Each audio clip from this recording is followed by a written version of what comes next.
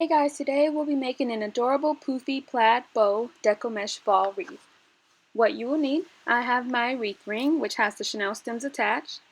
I have 21-inch long deco mesh, adorable wire edged ribbon. It's 1.5 inches in width, orange and green deco mesh. Also scissors and the mini bowdabra bow maker, along with bow wire. Alright, let's get started. Alright, I have already raised all of my chenille stems. Next, I'm going to take my 21-inch long deco mesh and fold it to a nice point. And then I'm going to place it in the first chenille stem on the outer ring and twist it a couple of times. I'm going to make a nice poof. The size of the poof is completely up to you. If you want a larger wreath, make a larger poof. If you want a smaller wreath, make a smaller poof. Go to the next chenille stem, twist it a couple of times. Make another poof. Go to the next chenille stem and twist it a couple of times. And repeat this step all the way around the outer ring. And I don't measure the poofs, I just kind of estimate.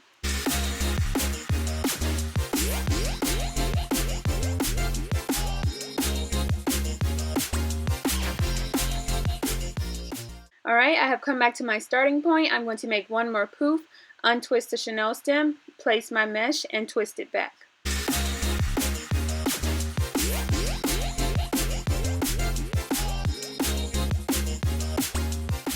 And you have two options. You can either cut the mesh here and start completely over on the inner ring, or you can just continue on from here. What I'm going to do is I'm going to take my mesh and go to the very next chenille stem to make a nice poof. So I'm going to make a poof, and again I'm trying to keep all of the poofs similar in size. Go to the next inner chenille stem and twist it a couple of times. Then continue on around the inner ring just like we did on the outer ring.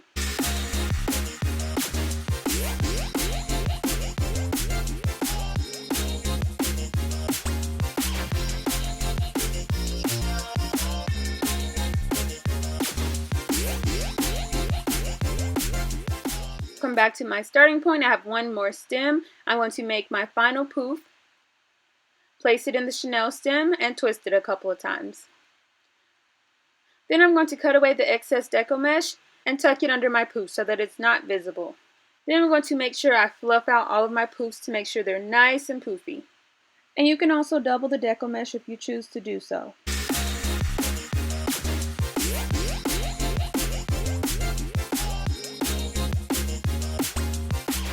Next, I'm going to take my 6-inch deco mesh in orange and green, and I'm going to curl it at a diagonal, both pieces. And you can also use 10-inch deco mesh if you choose to do so. I'm going to crisscross the two pieces, scrunch them together, and place it in the center of my chenille stem, and then twist it a couple of times. Now, you can definitely use 10-inch long deco mesh. You can roll it into a nice little curl. It's completely up to you. Alright, I'm going to get the mesh placed on each stem and show you what it's looking like.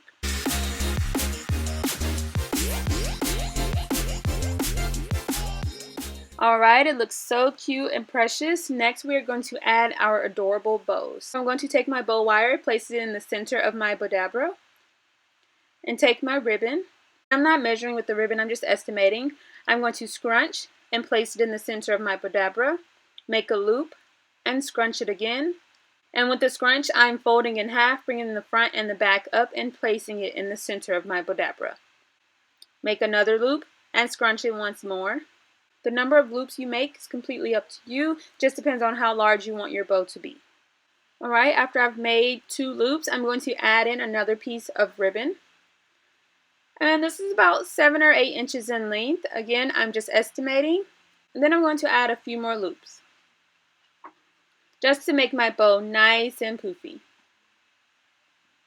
Use my wand to scrunch everything together, adjust it, do whatever you need, and then cut away the ribbon. Again, giving it one final scrunch. It looks so cute and precious. And I'm going to take my bow wire and just tie it in a knot a couple of times and remove it from the bowdabra.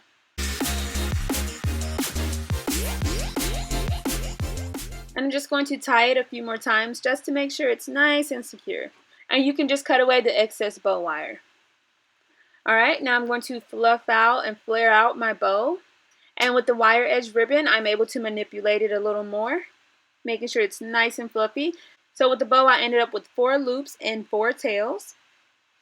Again, if you want 10 loops, you can definitely do that. It's completely up to you. Just have fun with it and make it your own.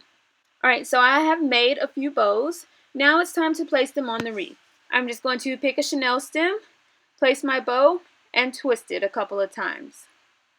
And then tuck away the chenille stem. And then once my bow is in place, I can maneuver and adjust it as much as I need to. And I'm going to add a few more bows all the way around the wreath.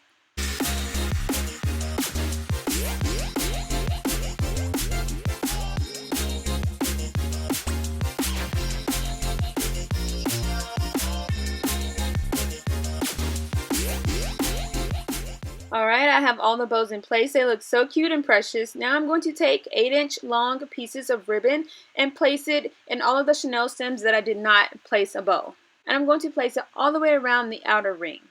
So I'm just taking one piece of ribbon, placing it in the chenille stem, twisting it a couple of times, and tucking it away. And I'm going to do this all the way around the outer ring.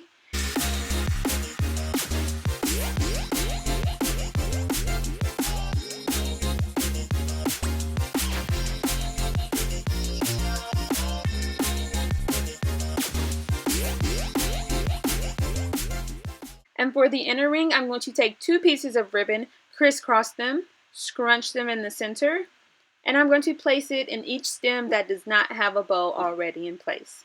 Once you have all of your ribbon and bows in place, you are all done. Simple, sweet, and easy to do. Modify the style, the color to fit your needs. You can add in any additional embellishments that you'd like, a sign in the center. Just have fun with it and make it your own.